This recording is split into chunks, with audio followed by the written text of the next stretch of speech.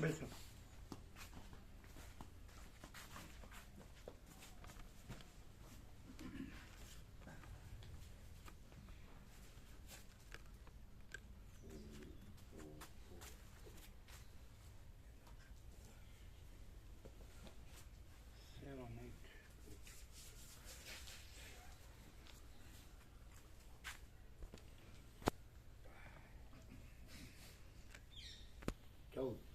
भगवान ने ऐसी चालू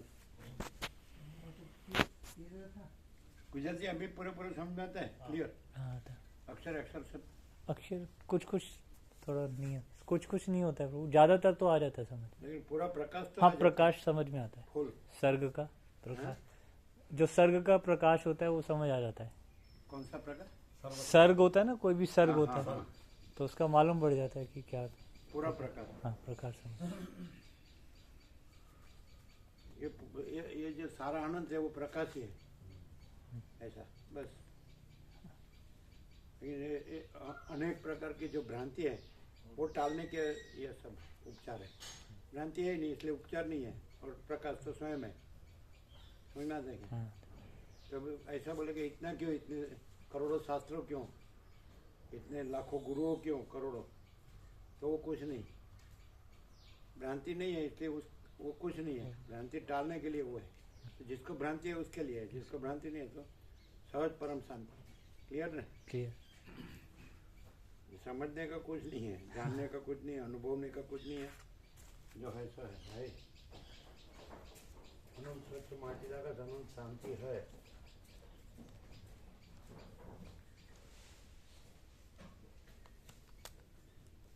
जो गफलत गड़बड़ वाला है ना उसके लिए है गफलत गड़बड़ वाले के लिए सब अपने लिए नहीं है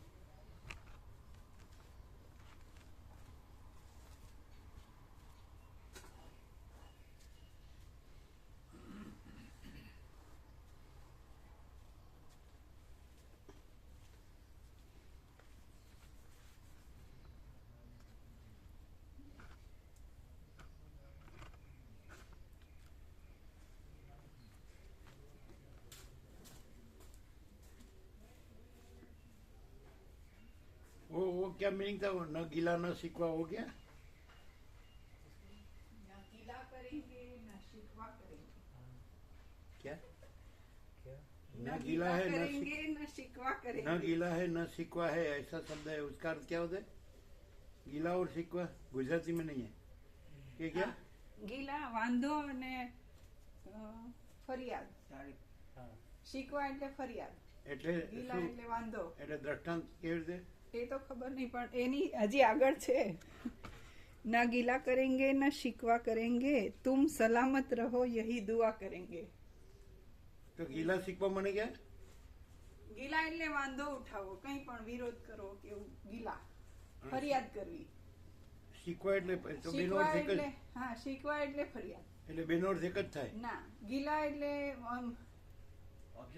ઓબ્જેક્શન હા વાંધો વિરોધ વાંધો વિરોધ ગીલા માટે વાંધો હા અને શીખવા માટે ફરિયાદ તે તો બે લગભગ એક જ અર્થ છે ને लगभग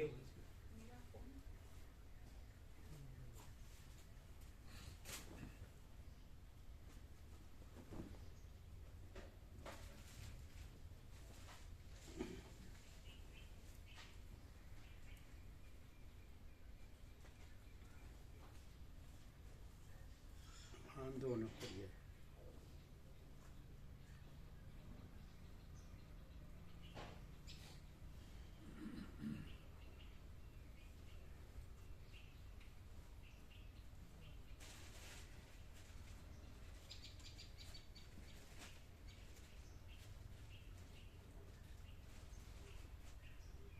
પછી આગળનું શું વાક્ય કીધું આખું આગળનું?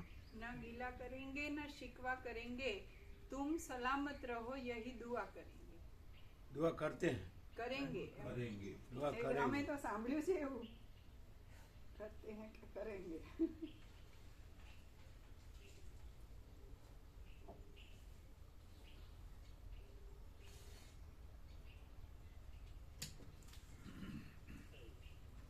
જય પ્રભુ. ઓમ ઓમ ઓમ.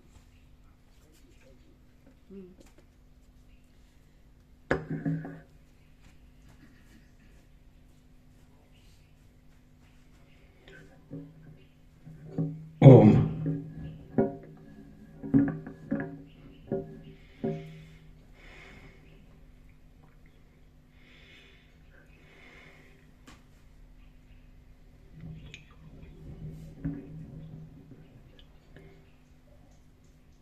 परम चिदाकाश, परम ज्योति, अखंड ज्योति, महाचिदाकाश, स्वयं प्रकाश, संपूर्ण प्रकाश, पूर्ण ब्रह्म, अनंत तेजगण, अनंत चेतगण, परमाकाश, केवल अनंत शुद्ध तेजगण, परमाकाश, अखिलात्मा, पूर्ण ब्रह्म, परमात्मा, परम चिदाकाश, परम ज्योति, अखंड ज्योति, अनंत पूर्ण परम चिदाकाश, परम शांति, स्वयं सिद्ध, स्वयं प्रकाश, स्वयं पूर्ण, स्वस्वरूप, यही सब कुछ है, इसके सिवा कुछ नहीं है. शून्यवास, अनंत कोटि, महाकल्पो है ही नहीं. महाचिदाकाश, स्वयं प्रकाश, संपूर्ण प्रकाश, महाचिदाकाश ज्योति, अनंत, अखंड, अभेद, महाचिदाकाश ज्योति, महातत्व, महासामान्य, महाचिदाकाश, स्वसंवेद्य, सहज निर्विकल्प, महाचिदाकाश, परम कैवल्य, परम शांति, परम चिदाकाश, अनंत, पूर्ण, निरपेक्ष, सत्य, अनंत, संपूर्ण, अपरिज्ञ, निर्भ्रांत, निरपेक्ष. वशिष्ठ राम मुमुक्ष प्रकरण राउंड 41मो राउंड.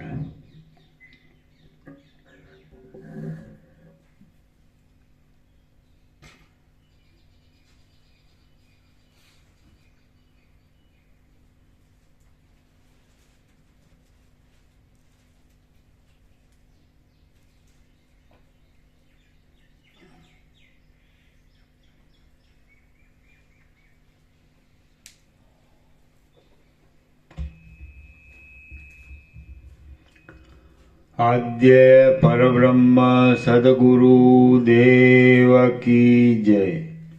ओम श्री परमात्मने नमः. सद्ग्रंथों शिरोमणि श्री योग वासिष्ठ महारामायण मुमुक्षु प्रकरण सर्ग 20मो पेज नंबर 111 पेज नंबर 111 सर्ग 20मो. बुद्धिना प्रकार અને મહાપુરુષના લક્ષણ. આ 20મા સર્ગમાં બુદ્ધિના પ્રકાર, મહાપુરુષના લક્ષણ અને સદાચારના ક્રમ વિશે કહેવાશે. વશિષ્ઠ બોલ્યા, પુરુષાર્થ કરીને મહાત્માઓના સમાગમથી તથા યુક્તિ આદિથી પોતાની બુદ્ધિને વધારવી અને તે પછી મહાપુરુષોના સમ આદિ ગુણોને સંપાદન કરીને પોતાનામાં મહાપુરુષપણું મેળવવું. આ જગતમાં જે પુરુષની પાસે જે ગુણ અધિક હોય તેની પાસેથી તે ગુણ શીખીને વિચાર શક્તિને વધારવી. હે રામ, સમ આદિ જે ગુણવાનપણું છે તે જ મહાપુરુષપણું છે. યથાર્થ જ્ઞાન વિના એ મહાપુરુષપણું કોઈ રીતે સિદ્ધ થતું નથી. જેમ પૃથ્વીમાં રહેલા અને અંદર ફળ હોવાથી વખાણવા યોગ્ય એવા નવા અંકુરો વૃષ્ટિથી વૃદ્ધિ પામે છે, તેમ સત્પુરુષોમાં રહેલા અને અંદર ફળ હોવાથી વખાણવા યોગ્ય એવા સમ આદિ ગુણો જ્ઞાનથી વૃદ્ધિ પામે છે. જેમ ઘણા અન્નોવાળા યજ્ઞોથી ધાન્યને વધારનારી ઉત્તમ વૃષ્ટિ વધે છે, તેમ સમ આદિ ગુણોથી ઉત્તમ જ્ઞાન વધે છે. જેમ કમળોથી તળાવને શોભા મળે છે અને તળાવથી કમળોને શોભા મળે છે, તેમ જ્ઞાનથી સમ આદિ ગુણો શોભે છે અને સમ આદિ ગુણોથી જ્ઞાન શોભે છે. સદાચારથી જ્ઞાનની વૃદ્ધિ થાય છે અને જ્ઞાનથી સદાચારની વૃદ્ધિ થાય છે. એટલે જ્ઞાન અને સદાચાર એ બંને પરસ્પરને વધારનાર છે. બુદ્ધિમાન પુરુષે સમ અને સૂક્ષ્મ બુદ્ધિ આદિથી દ્રઢ થયેલા પુરુષાર્થના ક્રમ વડે જ્ઞાનનો અને સદાચારનો અભ્યાસ કરવો. હે તાત, જ્યાં સુધી જ્ઞાન અને સદાચારનો સાથે અભ્યાસ થાય નહીં ત્યાં સુધી પુરુષને તેમાંનો એક પણ ગુણ સિદ્ધ થતો નથી. પાકેલી શાલના ખેતરનું રક્ષણ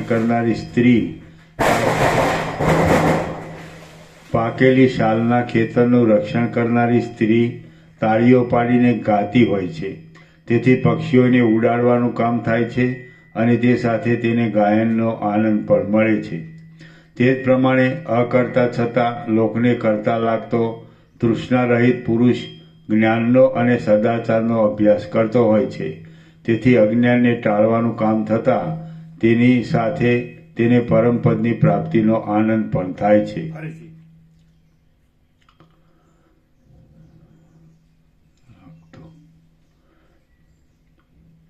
પાકેલી શાલના ખેતરનું રક્ષણ કરનારી સ્ત્રી તાળીઓ પાડીને ગાતી હોય છે.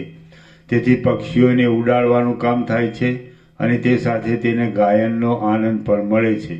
તે જ પ્રમાણે અકર્તા છતાં લોકને કરતા લાગતો તૃષ્ણા રહિત પુરુષ જ્ઞાનનો અને સદાચારનો અભ્યાસ કરતો હોય છે.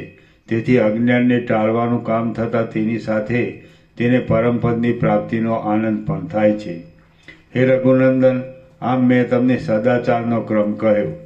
હવે હું એવી જ રીતે ઉત્તમ જ્ઞાનના ક્રમનો ઉપદેશ કરીશ.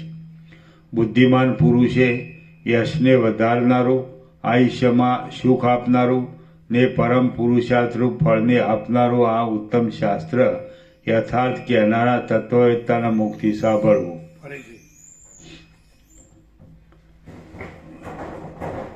હે રઘુનંદન, આમ મેં તમને સદાચારનો ક્રમ કહ્યો. હવે હું એવી જ રીતે ઉત્તમ જ્ઞાનના ક્રમનો ઉપદેશ કરીશ. બુદ્ધિમાન પુરુષે યશને વધારનારું, આયુષ્યમાં સુખ આપનારું અને પરમ પુરુષાર્થરૂપ ફળને આપનારું આ ઉત્તમ શાસ્ત્ર યથાર્થ કહેનારા તત્વવેત્તાના મુખથી સાંભળવું. જેમ મેલું પાણી કતકની રજના સંબંધથી આપોઆપ જ નિર્મળ થઈ જાય છે. કતક એટલે નિર્મળીના ફળ.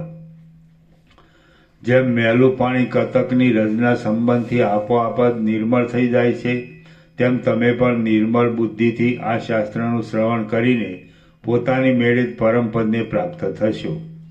સાધનોની સંપત્તિ મેળવીને મનન કરનારા પુરુષનું મન આ જાણવા યોગ્ય વસ્તુને જાણ્યા પછી પરમપદને ઈચ્છતું ન હોય તો પણ પરવશ થઈને તે પરમપદને પામે છે. કેમ કે અજ્ઞાનનો તથા તેના કાર્યોનો નાશ કરીને જાગ્રત થયેલી તે અખંડિત ઉત્તમ વસ્તુ જ્ઞાનને આધીન હોવાથી મનને કદી પણ ત્યજતી નથી. શ્રી યોગવાસિત મહારામાયણમાં મુમુક્ષુ પ્રકરણનો બુદ્ધિના પ્રકાર અને મહાપુરુષના લક્ષણ નામનો સર્ગ 20મો સમાપ્ત. છેલ્લું વાક્ય ફરી છે. કેમ કે અજ્ઞાનનો તથા તેના કાર્યોનો નાશ કરીને જાગ્રત થયેલી એ અખંડિત ઉત્તમ વસ્તુ જ્ઞાનને આધીન હોવાથી મનને કદી પણ ત્યજતી નથી. શ્રી યોગવાસિત મહારામાયણમાં મુમુક્ષુ પ્રકરણનો બુદ્ધિના પ્રકાર અને મહાપુરુષના લક્ષણ નામનો સર્ગ 20મો સમાપ્ત. મુમુક્ષુ પ્રકરણ સમાપ્ત.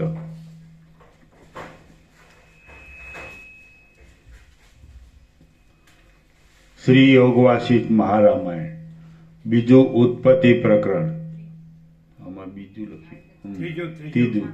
ત્રીજું ઉત્પત્તિ પ્રકરણ. સર્ગ પહેલો. જ્ઞાનથી જ મોક્ષ થાય છે, કર્મ કે યોગથી નહીં. આ પહેલા સર્ગમાં આત્માને જ્ઞાનથી જ મોક્ષ થાય છે, પણ કર્મથી કે યોગથી થતો નથી. તથા નહીં ભણેલો આત્મા જગતને સર્જે છે તથા નહીં જાણેલો આત્મા જગતને સર્જે છે એ વિશે કહેવામાં આવશે. વશિષ્ઠ બોલ્યા, બ્રહ્મરૂપ જ તત્વવેત્તા મહાવાક્યથી પ્રાપ્ત થયેલા બોધરૂપી પ્રકાશથી પૂર્ણ સ્વરૂપે પ્રકાશે છે. કારણ કે આ જે દ્રશ્ય પદાર્થરૂપ જગત છે તે સ્વપ્નની પેઠે આત્મામાં જ પ્રકટ થયેલું છે. જે કોઈ માણસ શ્રવણાદિક ઉપાયોથી બ્રહ્મને જાણે છે તે બ્રહ્મનો સાક્ષાત્કાર પામે છે. આ ન્યાય પ્રમાણે આ સઘળી સૃષ્ટિ બ્રહ્મ માત્રમાં જ છે. માટે આ જગત શું છે, કોનું છે અને તે શામાં રહ્યું છે ઇત્યાદિ શંકાઓનો અવકાશ જ રહેતો નથી. હે રામ, આ જગત મેં જે રીતનું જાણ્યું છે તે જે વસ્તુરૂપ છે અને તે જે ક્રમથી ગોઠવાયું છે તે સઘળું હું શ્રોતાઓના મનમાં ઉતરે એવી રીતે કહું છું, તે તમે સાંભળો. ચિદાકાશ જ પોતે જીવરૂપ થઈને પોતામાં જ સ્વપ્નની પેઠે ઉત્પન્ન થયેલા જગતને દેખે છે. દ્રષ્ટા તથા દ્રશ્ય સાથેના આ જગતને સ્વપ્નમાં પ્રતીત થયેલા સંસારનું દ્રષ્ટાંત લાગુ પડે છે. મેં તમને મુમુક્ષુ વ્યવહાર નામનું પ્રકરણ કહી સંભળાવ્યું. હવે હું તમને ઉત્પત્તિ પ્રકરણ કહું છું. દ્રશ્ય પદાર્થોની સ્થિતિથી બંધન દેખાય છે અને દ્રશ્યોનો બાદ થઈ જાય તો બંધન રહેતું જ નથી. માટે હવે દ્રશ્યોનો કેવી રીતે બાદ થઈ શકે છે એ વિશે હું તમને અનુક્રમથી કહું છું, તે તમે સાંભળો. જગતમાં જે પદાર્થ ઉત્પન્ન થાય છે તે જ વૃદ્ધિ પામે છે, તે જ સ્વર્ગમાં કે નરકમાં જાય છે અને તે જ મોક્ષનો અનુભવ કરે છે. આથી હું તમને તમારા સ્વરૂપનો બોધ થાય એ માટે પ્રથમ ઉપદેશ આપું છું. ઉત્પત્તિ આદિ સંબંધો સંસારની કોટીમાં છે, આત્માની કોટીમાં નથી. આત્મા તો જેવો પ્રથમથી છે તેવો જ રહે છે. હે રાઘવ, હું પ્રથમ તમને આ પ્રકરણનો સંક્ષેપથી અર્થ કહું છું, તે તમે સાંભળો. પછી તમારી ઈચ્છા પ્રમાણે હું તે વિસ્તારથી કહીશ. જેમ સ્વપ્ન સુષુપ્તિમાં લય પામે છે તેમ આ જે સ્થાવર અને જંગમરૂપ સર્વ જગત જોવામાં આવે છે તે પ્રલયકાળમાં લય પામે છે. એ સમયે સ્થિર, ગંભીર, તેજથી ન્યારું, અંધકારથી ન્યારું, વ્યાપક અને નામરૂપ વગરનું કંઈક સદવસ્તુ બાકી રહે છે. વિદ્વાનોએ ઉપદેશની સગવડ માટે એ સદવસ્તુના રૂત, આત્મા, પરબ્રહ્મ અને સત્ય ઇત્યાદિ નામો કલ્પેલા છે. એ આત્મા કાંઈ પણ વિકાર પામતો નથી, છતાં જાણે પોતે બીજી રીતનો જ હોય તેમ પ્રકાશ પામીને તે ભવિષ્યમાં ભ્રાંતિને લીધે જીવ એવું ક્ષુદ્ર નામ ધારણ કરે છે. એની ઉપરથી વિદ્વાનોએ ઉપદેશની સગવડ માટે એ સદવસ્તુના રૂત, આત્મા, પરબ્રહ્મ અને સત્ય ઇત્યાદિ નામો કલ્પેલા છે. એ આત્મા કાંઈ પણ વિકાર પામતો નથી, છતાં જાણે પોતે બીજી રીતનો જ હોય તેમ પ્રકાશ પામીને તે ભવિષ્યમાં ભ્રાંતિને લીધે જીવ એવું ક્ષુદ્ર નામ ધારણ કરે છે. પછી પ્રાણને ધારણ કરવો એ જીવ શબ્દનો અર્થ છે. તે ધારણ કરવાથી એ ચંચળપણું પામે છે. હવે સંકલ્પ આદિનું મનન કરવાથી તે મંદ થઈ જાય છે અને રૂપ ધારણ કરે છે. એ મન લિંગ શરીર કહેવાય છે. જેમ સ્થિર આકાશવાળા સમુદ્રમાંથી જેમ સ્થિર આકારવાળા સમુદ્રમાંથી અસ્થિર આકારવાળો તરંગ થાય છે, તેમ વ્યાપક પરમાત્મામાંથી એ મન ઉત્પન્ન થાય છે. એ મન હિરણ્યગર્ભરૂપ બ્રહ્મા કહેવાય છે અને તે તુરત પોતાની મેળે પોતાની ઈચ્છા પ્રમાણે નિરંતર સંકલ્પો કર્યા કરે છે. તે સત્ય સંકલ્પથી આ વિસ્તારવાળી જગતરૂપ ઇન્દ્રજાળ ઉત્પન્ન થઈ છે. આથી જેમ કડાનો અર્થ સુવર્ણથી જુદો નથી, તેમ જગત શબ્દનો અર્થ પરબ્રહ્મથી જુદો નથી. આ અનંત પ્રકારોવાળું જગત સંપૂર્ણ રીતે બ્રહ્મમાં જ રહેલું છે. છતાં જેમ સુવર્ણમાં કડાપણું નથી, તેમ બ્રહ્મમાં જગતરૂપપણું નથી. જેમ ઝાંઝવાના પાણીની નદી સાચી જેવી જણાતી ખોટી ચંચલ લહરીને ઉત્પન્ન કર્યા કરે છે, તેમ મન સાચી જેવી જણાતી જગત સંબંધી ખોટી અને ચંચલ એવી ઇન્દ્રજાળની શોભાને ઉત્પન્ન કર્યા કરે છે. જે અવિદ્યાને લઈને આ જગતનું ખોટાપણું છે, તે અવિદ્યા, સંસ્કૃતિ, બંધ, માયા, મોહ, મહત અને તમ એવા નામો વિદ્વાનોએ કલ્પ્યા છે.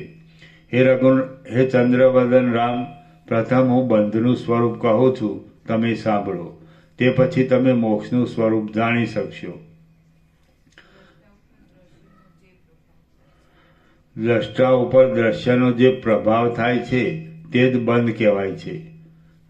દ્રષ્ટા દ્રશ્યના બળથી જ બંધાયેલો છે અને જો દ્રશ્યનો બાદ થઈ જાય અથવા તે મિથ્યા છે એવું જ્ઞાન થઈ જાય તો દ્રષ્ટા મુક્તિ પામે છે. જગત, તું અને હું ઇત્યાદિ અનાત્મ પદાર્થો દ્રશ્ય કહેવાય છે. જ્યાં સુધી એ દ્રશ્ય હોય છે ત્યાં સુધી મોક્ષ હોતો નથી. આ દ્રશ્ય નથી એવી રીતના વ્યર્થ બકવાદોથી દ્રશ્ય શાંત થતું નથી. કારણ કે એથી આ દ્રશ્ય નથી તો બીજું કાંઈક દ્રશ્ય છે એવા સંકલ્પો ઉઠે છે અને એ બકવાદોથી દ્રશ્યરૂપી રોગ ઉલટો વધે છે. વળી અનેક તર્કો કરવાથી કે તીર્થ નિયમ આદિથી પણ દ્રશ્ય શાંત થતું નથી.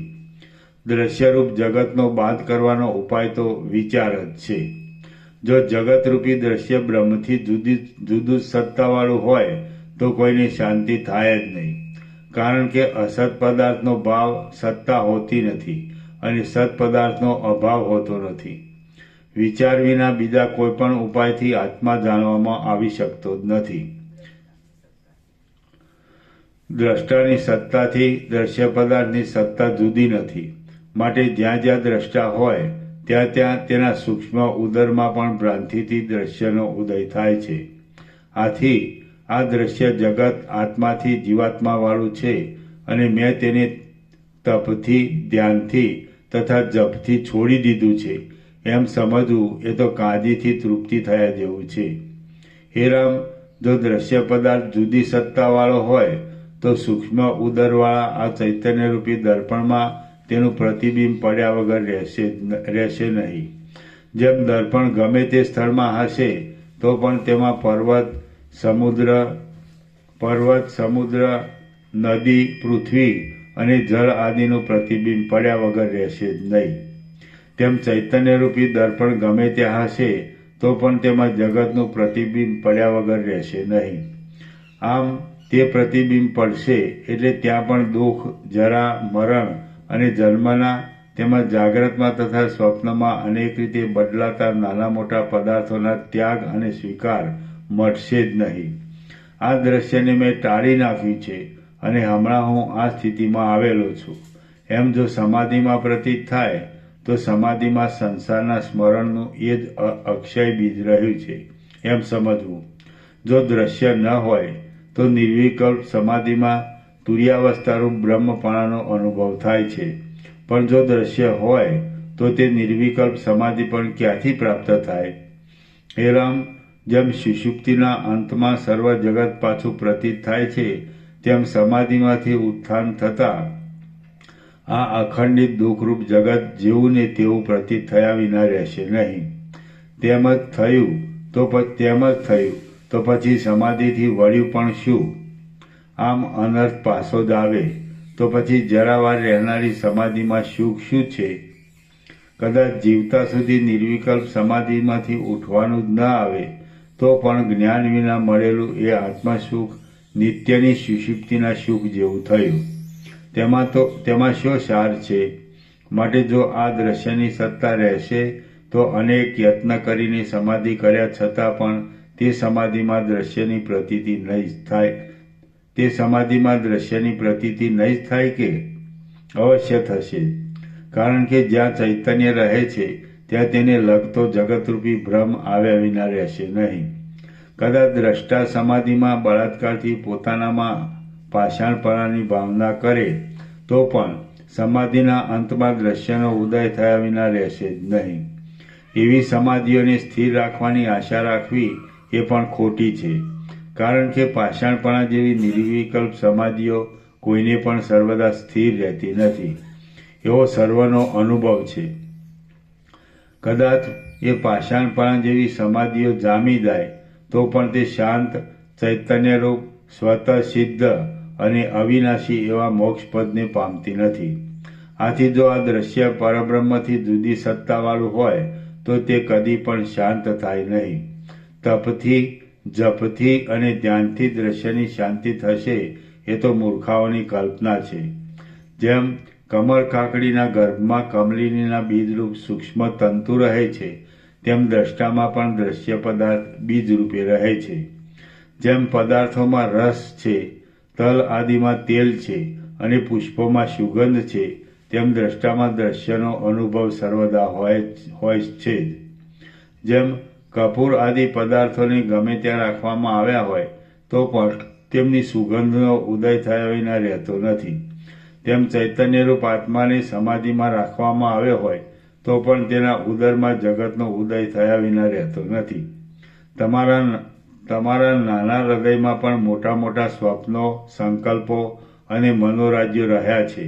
એ તમારા અનુભવથી સિદ્ધ છે. તે જ પ્રમાણે ચૈતન્યના સૂક્ષ્મ ઉદરમાં પણ સઘળું દ્રશ્ય રહેલું છે.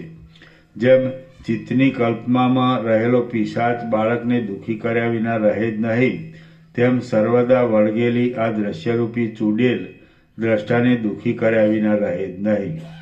જેમ બીજની અંદર રહેલો અંકુર દેશકાળ પ્રાપ્ત થતાં પોતાના દેહને પ્રકાશિત કરે છે તેમ દ્રષ્ટામાં રહેલું દ્રશ્ય પણ દેશકાળ પ્રાપ્ત થતાં પોતાના દેહને પ્રકાશિત કરે છે.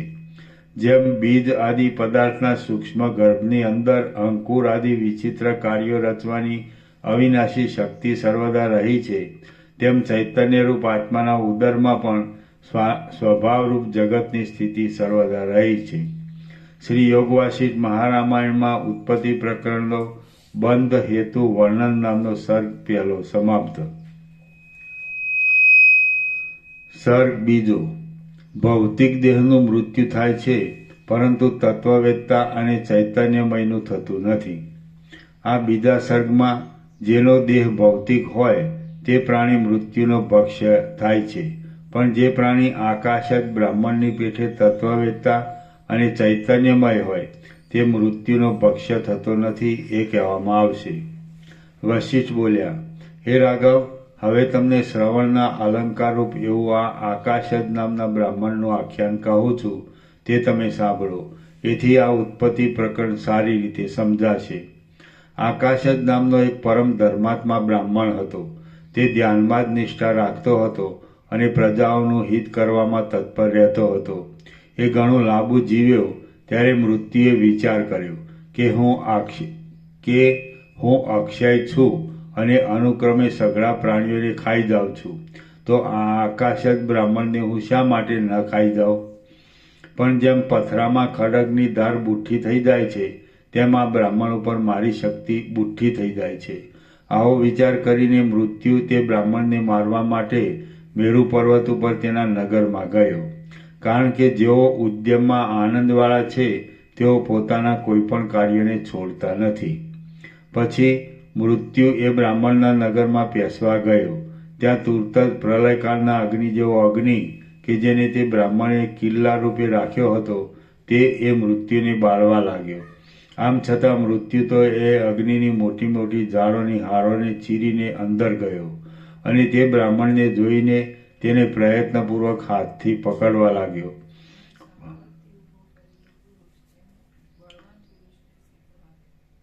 પણ સંકલ્પથી ઊભો કરેલો પુરુષ બળવાન પુરુષને સંકલ્પથી ઊભા કરેલા પુરુષને સેંકડો હાથે પણ પકડી શકે નહીં, તેમ મૃત્યુ પણ તેને પકડી શક્યો નહીં. એ બ્રાહ્મણ આંખ આગળ બેઠેલો જણાતો હતો, તો પણ મૃત્યુ તેને પકડી શક્યો નહીં. આથી મૃત્યુ સંશયોને છેદનારા યમરાજાની પાસે આવ્યો અને તેમને પૂછ્યું કે હે પ્રભુ, આ આકાશ જ બ્રાહ્મણને હું કેમ ખાઈ શકતો નથી? યમ બોલ્યો, હે મૃત્યુ, તું એકલો કોઈને પણ બળાત્કારથી મારવાને સમર્થ નથી. પ્રાણીઓને તો તેમના કર્મો જ મારે છે, બીજું કોઈ તેમને મારી શકતું નથી. આથી તું જો એ બ્રાહ્મણને મારી નાખવા ધારતો હોય તો યત્ન કરીને તેના કર્મોને શોધી કાઢ, એટલે તે કર્મોની સહાયથી તું એને ખાઈ શકીશ. વશિષ્ઠ બોલ્યા.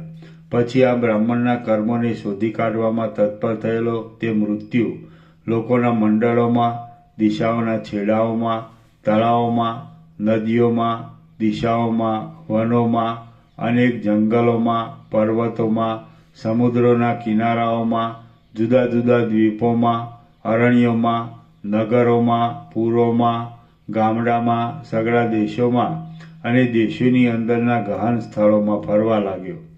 એ પ્રમાણે મૃત્યુ સઘળા ભૂમંડળમાં ફર્યો, પણ તેને ક્યાંય પેલા આકાશ જ બ્રાહ્મણના કર્મોનો પત્તો મળ્યો નહીં. જેમ સમજુ માણસને પણ વાંજણીના પુત્રનો પત્તો મળ્યો નહીં અને એક માણસને બીજાના સંકલ્પથી ઊભા કરેલા પર્વતનો પત્તો મળે નહીં, તેમ મૃત્યુને પણ એ આકાશ જ બ્રાહ્મણના કર્મોનો પત્તો મળ્યો નહીં. એટલે મૃત્યુએ સઘળા વિષયોને જાણનારા એવા યમરાજાની પાસે આવીને તેમને પૂછ્યું, કારણ કે સંદેહવાળા વિષયોમાં સેવકોને હંમેશા સ્વામીઓના વચન ઉપર આધાર રહે છે. મૃત્યુ બોલ્યો, હે પ્રભુ, આકાશ જ બ્રાહ્મણના કર્મો કયા સ્થળમાં છે તે કહો. એટલે યમરાજે ઘણીવાર સુધી વિચાર કરીને મૃત્યુને આ પ્રમાણે કહ્યું. યમ બોલ્યો, હે મૃત્યુ, એ આકાશ જ બ્રાહ્મણના કોઈ જ કર્મો નથી, કારણ કે એ બ્રાહ્મણ કેવળ આકાશથી ઉત્પન્ન થયો છે. જે આકાશથી ઉત્પન્ન થયો હોય તે નિર્મળ આકાશ જેવો જ હોય છે. આથી તને સહાય આપે એવા એના કોઈ પણ કર્મો નથી.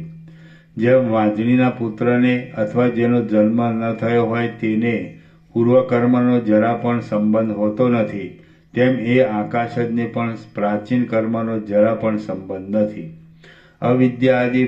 અવિદ્યા આદિ કારણો નહીં હોવાને લીધે એ બ્રાહ્મણ આકાશરૂપ જ છે. જેમ આકાશમાં મોટું ઝાડ નથી, તેમ એ બ્રાહ્મણનું પૂર્વકર્મ છે જ નહીં. આમ પૂર્વકર્મો નહીં હોવાને લીધે એનું ચિત્ત પરવશ નથી અને આજ સુધી પોતાને ભોગવવું પડે એવું કોઈ કર્મ તેણે કર્યું નથી. આ પ્રમાણે આકાશના ઘરરૂપ એ બ્રાહ્મણ સ્વચ્છ આકાશરૂપી પોતાના કારણમાં જ રહેલો છે, માટે તે નિત્ય છે અને એને ઉત્પન્ન કરનારા કોઈ પણ કર્મો નથી. એના પૂર્વકર્મો નથી, તેમ હમણાં પણ એ કાંઈ પણ કર્મ કરતો નથી. આથી જગતમાં એ ચિદાકાશ રૂપ જ છે. છતાં પણ એનું પ્રાણના ચલનરૂપી જે કર્મ આપણા જોવામાં આવે છે તે માત્ર આપણા જેવા લોકોના જોવામાં આવે છે, પણ એ બ્રાહ્મણ એ કર્મને સાચું છે એ જાણતો નથી. એ બ્રાહ્મણ ચૈતન્યરૂપ સ્તંભમાં ચૈતન્યરૂપ પૂતળી જેવો છે. આથી તેનો આકાર ચૈતન્યથી વિલક્ષણ દેખાય છે. તે તો દેખાવ માત્ર જ છે, વાસ્તવિક રીતે તો તે ચૈતન્યમાં વિલક્ષણ નથી. વાસ્તવિક રીતે તો તે ચૈતન્યથી વિલક્ષણ નથી. જેમ જળમાં દ્રવપણું રહ્યું છે, આકાશમાં શૂન્યપણું રહ્યું છે અને વાયુમાં ચલનપણું રહ્યું છે, તેમ પરમપદમાં એ બ્રાહ્મણ રહ્યો છે. એના કોઈ હમણાંના કર્મો નથી, એમ પૂર્વકર્મો પણ નથી. તેથી એ બ્રાહ્મણ સંસારને વશ થયો નથી. જે જીવ સહાય આપનારા બીજા કોઈ પણ કારણોની સહાય વિના ઉત્પન્ન થાય છે તે પોતાના કારણથી જુદો હોતો નથી. અનુભવ સિદ્ધ છે, એ અનુભવ સિદ્ધ છે. એની ઉત્પત્તિમાં પણ સહાય આપનારા બીજા કોઈ કારણો નથી, તેથી એ સ્વયંભૂ કહેવાય છે. એણે પૂર્વે કાંઈ કર્મ કર્યું નથી અને હમણાં પણ એ પોતાની દ્રષ્ટિથી કાંઈ કરતો નથી. તો તું કહે તેને શી રીતે દબાવી શકાય? જે જીવને હું દેહરૂપ છું એવો નિશ્ચય થઈ જાય છે તે દેહરૂપ જ થઈ જાય છે અને તેને તરત પકડી શકાય છે. માટે એ બ્રાહ્મણ જો હું દેહરૂપ છું એવી મરણરૂપ કલ્પના કરશે તો જ તારાથી તેને પકડી શકાશે. પણ હજી એ બ્રાહ્મણને દેહાભિમાન થયું નથી, તેથી એ દેહ રહિત છે. માટે જેમ મજબૂત દોરીથી પણ આકાશને બાંધી શકાતું નથી, તેમ તારાથી એને બાંધી શકાશે નહીં. મૃત્યુ બોલ્યો, હે ભગવાન, શી રીતે આ બ્રાહ્મણ શૂન્ય આકાશમાંથી ઉત્પન્ન થયો એ તમે કહો. વળી પૃથ્વી આદિ પંચભૂતમય દેહનો સંબંધ કેવી રીતે થાય છે તથા કેવી રીતે થતો નથી તે પણ કહો. એમ બોલ્યો, એ બ્રાહ્મણ કેવળ વિજ્ઞાનના પ્રકાશરૂપ છે. માટે એ કદી જન્મ્યો નથી અને કદી પણ નથી હોતો એમ નથી. એ તો સદા નિર્વિકાર સ્વરૂપે રહ્યો છે. જ્યારે મહાપ્રલય થાય છે ત્યારે બીજું કાંઈ પણ અવશેષ રહેતું નથી. માત્ર શાંત, અજર, અનંત, કેવળ, સૂક્ષ્મ, ઉપાધિ રહિત, સર્વોત્તમ અને અનાત્મ પદાર્થોથી રહિત એ પરબ્રહ્મ જ રહે છે. પછી જ્યારે સૃષ્ટિના આરંભનો સમય થાય છે ત્યારે એ બ્રહ્મનો સ્વભાવ જ્ઞાન માત્ર હોવાને લીધે તેમાં પર્વતના જેવું તથા હું દેહ છું એમ કહેવાના પાત્રરૂપ એવું વિરાટ સ્વરૂપ આપણી વાસનાઓ રૂપી હેતુથી કાકતાલીય ન્યાય વડે સ્ફુરી નીકળે છે. તે સમયે જીવોને ઉપર કહેલા હેતુથી સ્વપ્ન સંબંધી શરીર જેવો મિથ્યા આકાર અકસ્માત જોવામાં આવે છે. સૃષ્ટિના આરંભમાં એ પરબ્રહ્મરૂપ આકાશમાં એ આકાશ જ બ્રાહ્મણ રહ્યો છે અને તે નિર્વિકલ્પ તથા ચિદાકાશરૂપ ધારણ કરીને રહ્યો છે. એને દેહ, કર્મો, કર્તાપણું કે વાસના કાંઈ પણ નથી. એ શુદ્ધ ચિદાકાશ રૂપ છે.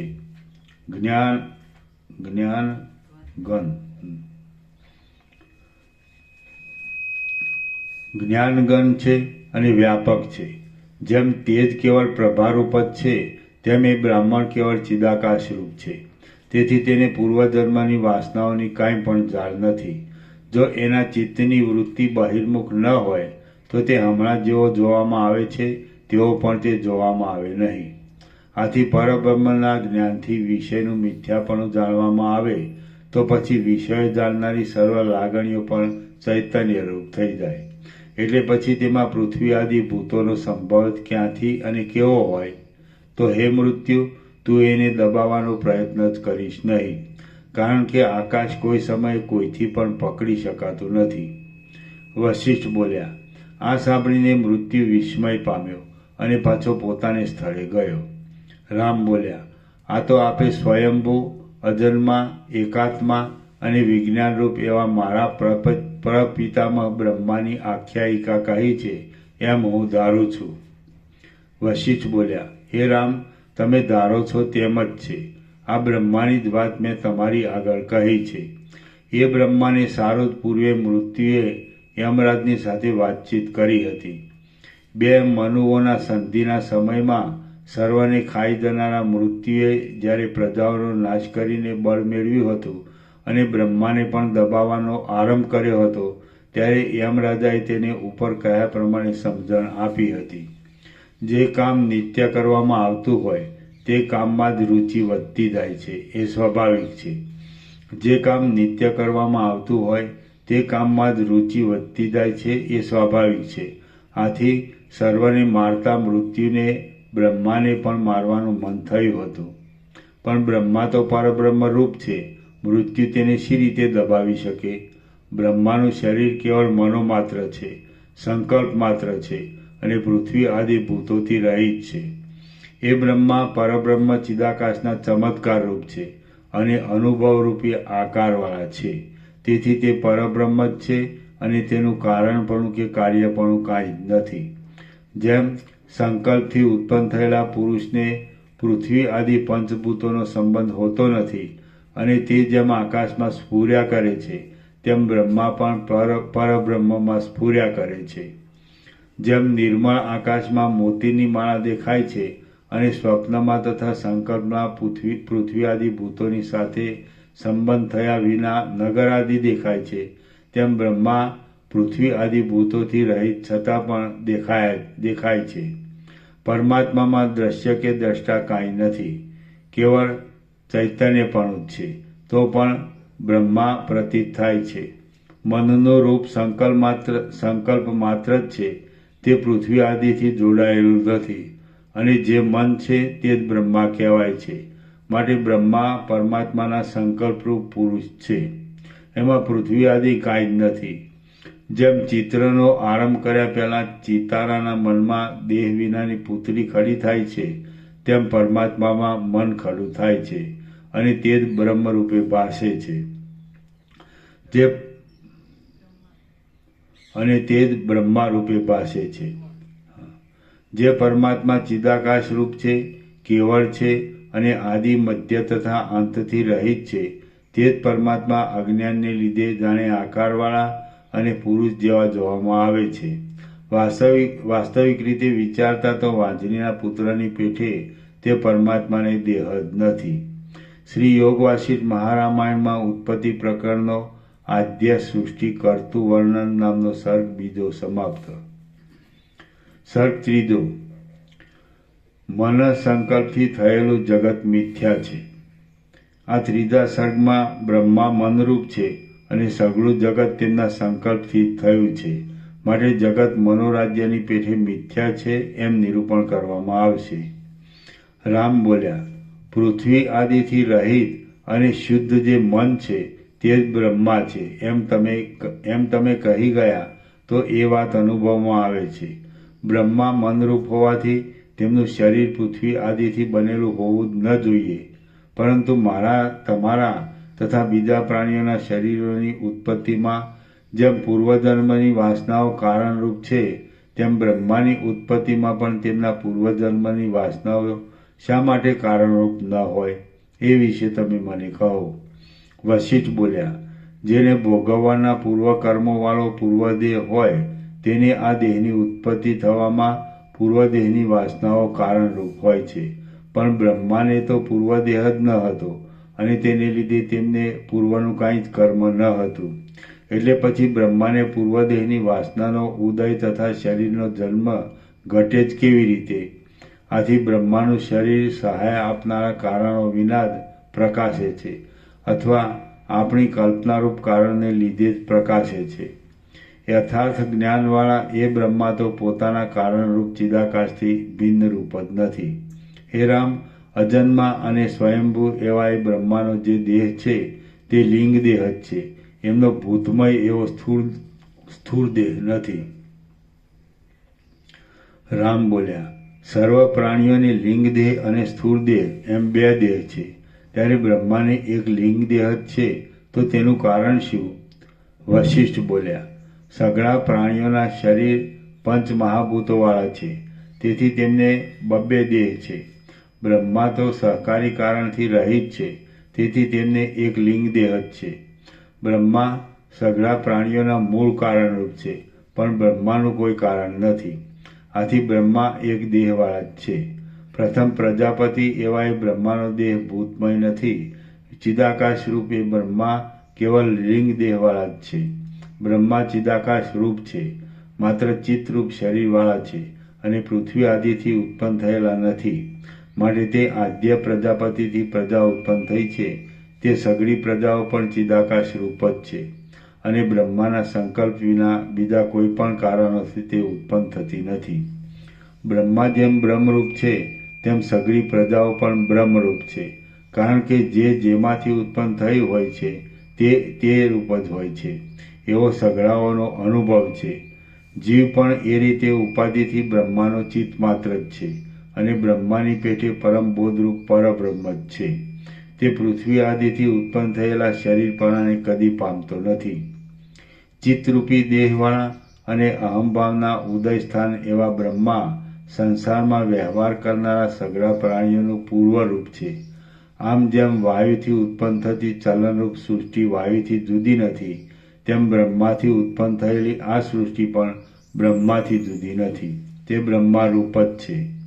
પ્રાતિભાષિક શરીરવાળા બ્રહ્માની ઉત્પત્તિ થયેલી આ સૃષ્ટિ પણ બ્રહ્માથી ઉત્પન્ન થયેલી આ સૃષ્ટિ પણ પ્રાતિભાષિક શરીરવાળી જ છે, અને તે આપણને સાચી હોય એમ લાગે છે. તમને સ્વપ્નમાં તે સ્વપ્નથી ઉત્પન્ન થયેલી સ્ત્રીની સાથે થયેલું સુરત પ્રાતિભાષિક છતાં પણ ક્રિયા થવાથી જેમ સાચું લાગે છે તે જ પ્રમાણે આ સૃષ્ટિ પ્રાતિભાષિક છે છતાં પણ ક્રિયા થવાથી તે સાચી લાગે છે. પૃથ્વી આદિથી રહિત ચિદાકાશમય આકૃતિવાળા પ્રાણીઓના સ્વામી અને પુરુષ જેવી આકૃતિવાળા બ્રહ્મા સ્થૂળ દેહથી રહિત હોવા છતાં પણ જાણે તે સ્થૂળ દેહવાળા હોય એવા જણાય છે. એ બ્રહ્મા પરમાત્માના સંકલ્પરૂપ છે, તેથી તે જગતની પેટે કર્માધીન નથી. આથી તે જન્મતા નથી તેમ મરતા પણ નથી. સંકલ્પથી થયેલા પુરુષરૂપ અને પૃથ્વી આદિથી રહિત શરીરવાળા એ બ્રહ્મા કેવળ ચિત્ત માત્ર જ છે અને તે સઘળા બ્રહ્માંડની ઉત્પત્તિના કારણરૂપ છે. જે પ્રકારથી એ બ્રહ્માનો સંકલ્પ પ્રફુલ્લિત થાય છે તે પ્રકારથી આ જગત પ્રગટ થતું આવે છે. જેમ તમારા સંકલ્પથી કોઈ સમયે પર્વત ઉત્પન્ન થાય છે તેમ બ્રહ્માના સંકલ્પથી આ જગત ઉત્પન્ન થાય છે. આ જગત પ્રાતિભાષિક છે તો પણ તેનું પ્રાતિભાષિક રૂપ દ્રઢ રીતે ભૂલી જવાય છે. તે જેમ ખોટો પ્રાતિભાષિક પિશાચ ભૂલને લીધે સ્થૂળ શરીરવાળું દેખાય છે તેમ તે જગત પણ પૃથ્વી આદિથી બનેલા સ્થૂળ શરીરવાળું દેખાય છે. બ્રહ્મા તો માયા વિશિષ્ટ પરમાત્માના પ્રથમ સંકલ્પથી જ ઉત્પન્ન થયા છે, તેથી તે શુદ્ધ જ્ઞાનવાળા છે. આપણે પ્રાતિભાષિક રૂપને ભૂલી ગયા છીએ તેમ એ પોતાના પ્રાતિભાષિક રૂપને ભૂલી ગયા છીએ તેમ એ પોતાના પ્રાતિભાષિક રૂપને ભૂલી જતા નથી. આ સ્થૂળ દેહની ભ્રાંતિરૂપ ચૂડેલ ઝાંઝવાના જળની પેઠે અસત્ય છે અને જળપણારૂપ ખોટા બ્રહ્મને આપનારી છે. એ કારણને લીધે તે બ્રહ્માને વળગતી નથી. બ્રહ્મા પૃથ્વી આદિમય નથી પણ મનોમાત્ર જ છે, માટે તેમનાથી ઉત્પન્ન થયેલું આ જગત પણ મનોમાત્ર જ છે. જેનાથી ઉત્પન્ન થયું હોય તે તેના રૂપ જ હોય છે. જેમ બ્રહ્માની ઉત્પત્તિમાં કર્મ આદિ કારણો નથી તેમ બ્રહ્માથી થયેલા જગતની ઉત્પત્તિમાં પણ કર્મ આદિ કોઈ પણ કારણો નથી. આથી કાર્યની કારણથી જરા પણ વિલક્ષણતા નથી. કારણ જેવું શુદ્ધ છે તેવું જ કાર્ય પણ શુદ્ધ છે. જગતમાં કાર્ય કારણ પરનું જરા પણ ઘટતું નથી. જેવું પરબ્રહ્મ છે તેવું જ બ્રહ્માંડ છે. જે પરબ્રહ્મ છે તે મનપણાને પામીને જગતને રચે છે, માટે જગત શુદ્ધ આત્માથી અભિન્ન જ છે. જેમ દ્રવપણું પાણીથી અભિન્ન છે તેમ જગત પણ પરબ્રહ્મથી અભિન્ન છે. આપણે જેમ સંકલ્પના નગરને ઉત્પન્ન કરીએ છીએ તેમ પરમાત્માનું મન પણ આ વિસ્તારવાળા ખોટા જગતને ઉત્પન્ન કરે છે. જેમ રજ્જુમાં સર્પપણું નથી તેમ જગતમાં ભૂતમયપણું નથી. આથી બ્રહ્મા આદિ જ્ઞાની પુરુષો જગતમાં કોઈ પણ રીતે મોહરહિત જ રહે છે. વાસ્તવિક રીતે તો જ્ઞાનની દ્રષ્ટિમાં પ્રાતિભાષિક પ્રપંચ પણ નથી, ત્યારે સ્થૂળ પ્રપંચની તો વાત જ શી કરવી. પરમાત્માના મનરૂપી માણસે બ્રહ્માનો આકાર ધર્યો છે. તેના મનોરાજ્યરૂપી આ જગત ભ્રાંતિથી સાચા જેવું જણાય છે. પરમાત્માનું જે મન છે તે જ બ્રહ્મા છે, માટે બ્રહ્મા પરમાત્માના સંકલ્પરૂપ છે. એ બ્રહ્મા પોતાના મનથી સંકલ્પને વિસ્તારીને આ મન બ્રહ્માનું રૂપ છે, માટે તેમણે બનાવેલા આ જગતને રચે છે. બ્રહ્મા મનનું રૂપ છે અને જગતમાં પૃથ્વી આદિ કાંઈ છે જ નહીં. જે પૃથ્વી આદિ દેખાય છે તે કેવળ કલ્પિત જ છે.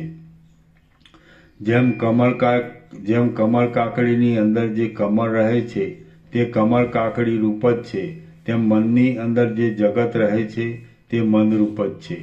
મનને અને જગતને કદી કોઈ પણ જુદું પાડી શક્યું નથી.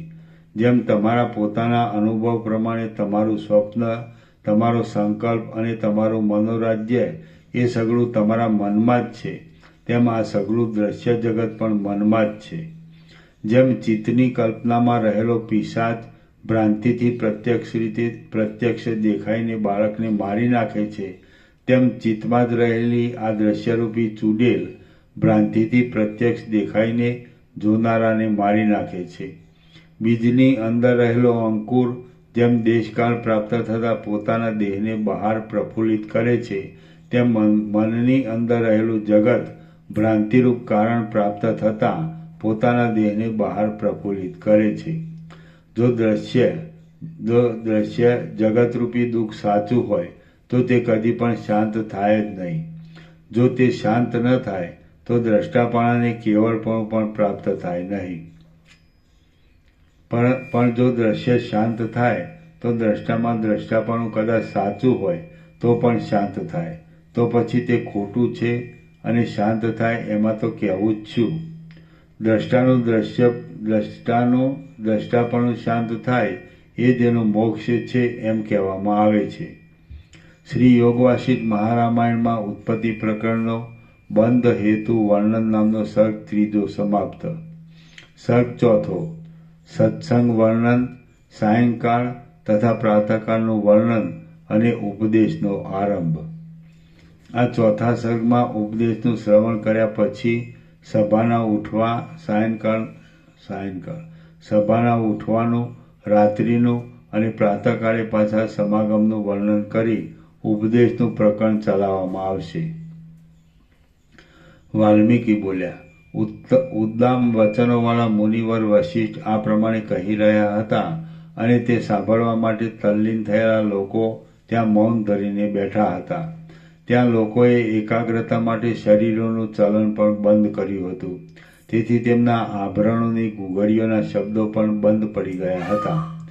ત્યાં પાંજરાઓમાં બેઠેલા હારિત પક્ષીઓ તથા પોપટો પણ પોતાની રમત બંધ કરીને સાંભળતા હતા. લલનાઓ પણ પોતાના વિલાસોને બંધ કરીને બેસી રહી હતી અને સઘળી રાજસભા જાણે ચિત્રમાં આલેખેલી હોય તેમ સ્થિર થઈને બેઠી હતી.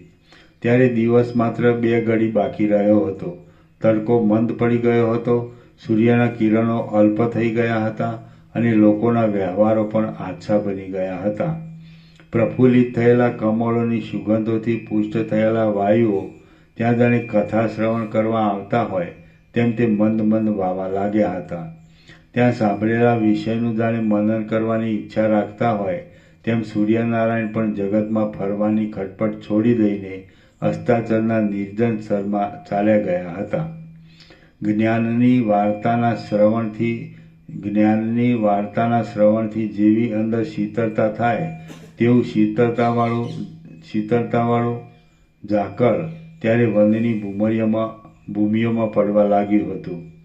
જેમ સાવધાનપણે સાંભળવા માટે શ્રોતાઓની હેરફેર ઓછી થઈ ગઈ હતી તેમ સઘળી દિશાઓમાં સઘળા લોકોની હેરફેર પણ ઓછી થઈ ગઈ હતી. જેમ વશિષ્ઠ મુનિનું ભાષણ સાંભળવા સારું સઘળા શ્રોતાઓના કંઠો ઉત્કંઠાથી લાંબા થયા હતા તેમ સઘળા પદાર્થોની છાયાઓ પણ લાંબી થઈ હતી.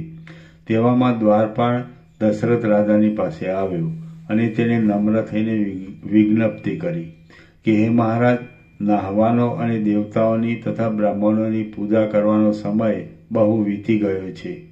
એ સાંભળી મહાત્મા વશિષ્ઠ મુનિએ પોતાના મધુર ભાષણને બંધ કરીને કહ્યું કે હે મહારાજ, આજ તો આટલે સુધી જ સાંભળો. બીજું જે કહેવાનું છે તે કાલે પ્રાતઃકાળે કહીશ. એટલું બોલીને તે ચૂપ થઈ ગયા. વશિષ્ઠ મુનિના એ વચન સાંભળીને દશરથ રાજાએ કહ્યું, ભલે એમ હો. પછી રાજાએ કલ્યાણની વૃદ્ધિને સારું દેવર્ષિઓની, મુનિઓની તથા બ્રાહ્મણોની પુષ્પોથી, પાદ્યોથી, અર્ઘ્યોથી, સન્માનોથી અને દક્ષિણાઓથી પ્રેમપૂર્વક પૂજા કરી. પછી રાજમંડળ તથા મુનિમંડળ સાથે તે સઘળી સભા ત્યાંથી ઉઠી. તે વખતે એ સ્થાનકમાં વેરાયેલા રત્નોના સમૂહની પ્રભાના કુંડાળાથી સઘળાઓના મુખો છવાઈ ગયા. ત્યાં એકબીજાના અંગો અડકવાથી બાજુબંધોનો અને કંકણો ધ્વનિ જામી રહ્યો. શરીરો ઉપર પહેરેલા તથા નીચે પહેરેલા સોનેરી વસ્ત્રોની કાંતિ હારોના ભારથી દબાઈ ગઈ. સર્વના માથાઓના મુકુટો પર વિશ્રાંતિ પામેલા અને તે સમયે જાગેલા ભમરાઓ ગુંજારવ કરવા લાગ્યા અને તે શ્યામ રંગના હોવાથી જાણે કેશ જ ગુંજારવ કરતા હોય એવું જણાવા લાગ્યું. જેમના સુવર્ણના આભરણોના પ્રકાશથી દિશાઓના મુખો જળાહાળા થઈ ગયા હતા અને જેમની ઇન્દ્રિયોની વૃત્તિઓ વશિષ્ઠ મુનિની વાણીના અર્થ બુદ્ધિમાં ઠસી જવાને લીધે સારી રીતે શાંત થઈ ગઈ હતી, એવા દેવતાઓ આકાશમાં ગયા અને મનુષ્યો પોતપોતાના સ્થાનોમાં ગયા. તે સગડાઓએ પોતપોતાની ઘેર જઈને દિવસ સંબંધી કાર્યો કર્યા. એવામાં સૌ લોકોથી અળગી પડેલી યુવાન સ્ત્રી જેમ ઘરમાં જોવામાં આવે તેમ લોકોના પ્રસારથી અળગી પડેલી કાળી રાત્રિ લોકોના પ્રચારથી અળગી પડેલી કાળી રાત્રિ સર્વ સ્થળોમાં દેખાવા લાગી. સૂર્યનારાયણ જાણે અનુક્રમે સર્વને પ્રસન્ન કરવારૂપ સત્પુરુષોના નિયમને પાળવા ધારતા હોય તેમ દેશાંતરમાં પ્રકાશ કરવાને ગયા. ચારે બાજુ તારાઓના સમૂહને ધારણ કરનારી સંધ્યા પ્રકટ થઈ અને તે જાણે પ્રફુલ્લિત થયેલા ખાખરાના વનોવાળી વસંતની શોભા ઉગી હોય તેમ જણાવા લાગી.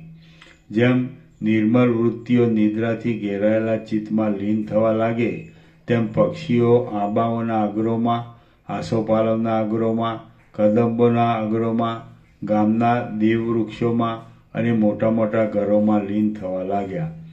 કાંઈક કેસરના રંગ જેવી લાગતી સૂર્યની કાંતિથી શણગારેલા વાદળારૂપી પીળા વસ્ત્રોવાળો જણાતો તારાઓરૂપી હારવાળો અને ઉત્તમ શોભાવાળો અસ્તાચળ જાણે પોતાના જેવી શોભાવાળા આકાશની સાથે મળી ગયો હોય એમ દેખાવા લાગ્યો. સંધ્યાદેવી લોકોએ કરેલી પૂજાનો સ્વીકાર કરીને પાછી વળ્યા બાદ પિશાચ સરખા રૂપવાળા અંધકારો પ્રકટ થવા લાગ્યા.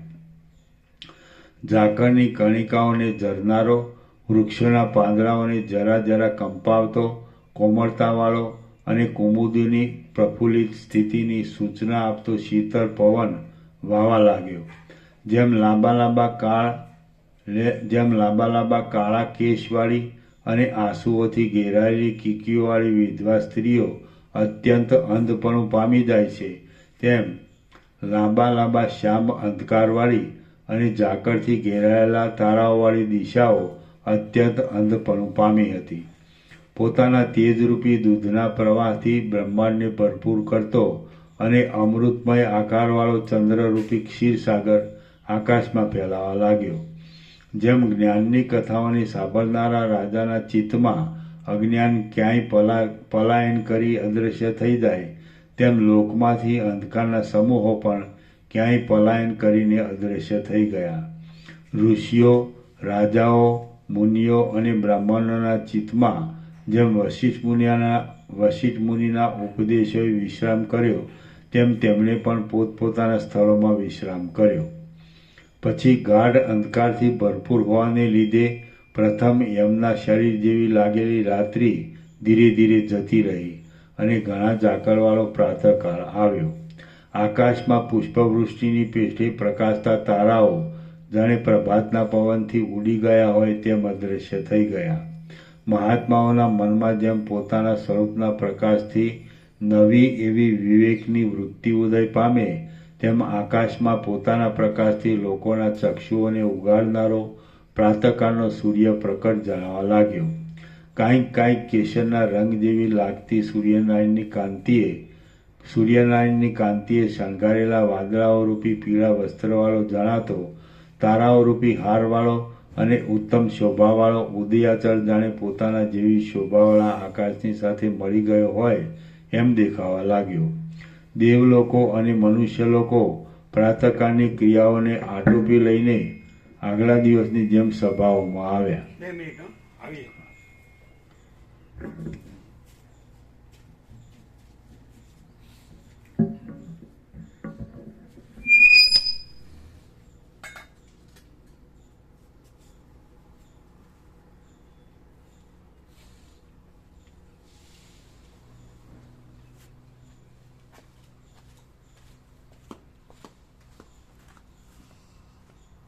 દેવલોકો અને મનુષ્ય લોકો પ્રાતઃકાળની ક્રિયાઓને આટોપી લઈને આગલા દિવસની જેમ સભાઓમાં આવ્યા. પાછલે દિવસે જે ક્રમથી સભા બેઠી હતી તે જ ક્રમથી તે દિવસે પણ સઘળી સભા બેઠી અને જેમ પવનથી મુક્ત થયેલું સરોવર સ્થિર થઈ જાય તેમ તે સ્થિર થઈ ગઈ. પછી પ્રસંગ પ્રાપ્ત થતાં રામચંદ્રજીએ સર્વ ભાષણકર્તાઓમાં ઉત્તમ એવા મહામુનિ વશિષ્ઠને નીચે પ્રમાણે મધુર વાણીથી પૂછ્યું. રામ બોલ્યા, હે ભગવાન, મન આ સઘળી લોકરૂપી લતાને વિસ્તારનારું છે, તો તેનું રૂપ કેવું છે એ મને સ્પષ્ટ રીતે કહો. વશિષ્ઠ બોલ્યા, હે રામ, મન આકાશની પેઠે શૂન્ય છે અને જળ આકારવાળું છે. તેનું નામ માત્ર વિના બીજું કાંઈ પણ રૂપ જોવામાં આવતું નથી. હે રામ, એ મનનું રૂપ બહાર કે હૃદયમાં પણ સ્પષ્ટ દેખાય એવું નથી. તો પણ એ મન આકાશની પેઠે સર્વ સ્થળોમાં વ્યાપી રહ્યું છે. ક્ષણે ક્ષણે સંકલ્પો કરનારા એ મનમાંથી ઝાંઝવાના પાણી જેવું અને બીજા ચંદ્રની ભ્રાંતિ જેવું આ સઘળું જગત ઉત્પન્ન થયું છે. પ્રત્યક્ષ અથવા પરોક્ષ પદાર્થોનું ગ્રહણ કરવા જતાં વચમાં તે પદાર્થોનો જે આકાર સ્ફુરે છે તે આકાર જ લોકોનું મન કહેવાય છે. મનનું બીજું કાંઈ સ્વરૂપ નથી. અથવા નિરાકાર ચૈતન્યનો પદાર્થો રૂપે જે અધ્યાસ છે તે જ મન કહેવાય છે. એ વિના બીજું કાંઈ પણ મનનું સ્વરૂપ નથી. જે સંકલ્પ થાય છે તે જ મન છે. જેમ દ્રવ જળથી જુદો પડતો નથી અને ચલન વાયુથી જુદું પડતું નથી, તેમ મન સંકલ્પથી જુદું પડતું નથી. જ્યાં જ્યાં સંકલ્પ ઉઠે છે ત્યાં તેવા આકારથી મન જ ગોઠવાય છે એમ સમજવું. સંકલ્પને અને મનને આ દિવસ સુધી કોઈએ પણ જુદા પાડ્યા નથી. પદાર્થોનો પ્રતિભાસ ખરો હો કે ખોટો હો, તો પણ તે પ્રતિભાસ મનનું સ્વરૂપ જ છે અને એ મન જ લિંગ શરીરવાળા બ્રહ્મા કહેવાય છે એમ તમે સમજો. એ મનરૂપી બ્રહ્મા પોતાનામાં રહેલા સૂક્ષ્મ જગતને લાંબા કાળના પરિચયને લીધે સ્થૂળ માની લે છે. એ જ તેનું સ્રષ્ટાપણું છે. એવી રીતે મનના સર્જેલા દ્રશ્ય પદાર્થના પણ અવિદ્યા, સંસ્કૃતિ, ચિત્ત, મન, બંધ, મળ અને તમ એ નામો કહેવાઈ શકે છે એમ વિદ્વાનો કહે છે. દ્રશ્ય પદાર્થ વિના બીજું કાંઈ પણ મનનું પ્રત્યક્ષ રૂપ નથી. પરંતુ એ દ્રશ્ય પદાર્થ તો ઉત્પન્ન જ થયો નથી. એ વિશે હું પાછળથી કહીશ. જેમ કમળના સૂક્ષ્મ બીજમાં કમળનો આખો વેલો રહે છે, તેમ સૂક્ષ્મ ચૈતન્યની અંદર જ આ સઘળું દ્રશ્ય જગત રહેલું છે. જેમ દેખાવ એ પ્રકાશનો સ્વભાવ છે, ચપળપણું એ વાયુનો સ્વભાવ છે અને દ્રવપણું એ જળનો સ્વભાવ છે, તેમ દ્રશ્યપણું એ દ્રષ્ટાનો સ્વભાવ છે. જેમ બાજુબંધની સત્તા સુવર્ણની સત્તાથી જુદી નથી, જેમ ઝાંઝવાના જળની સત્તા કિરણોની સત્તાથી જુદી નથી, અને જેમ સ્વપ્નની ભીતિની સત્તા સ્વપ્નથી જુદી નથી, તેમ દ્રશ્યની સત્તા દ્રશ્યથી જુદી નથી.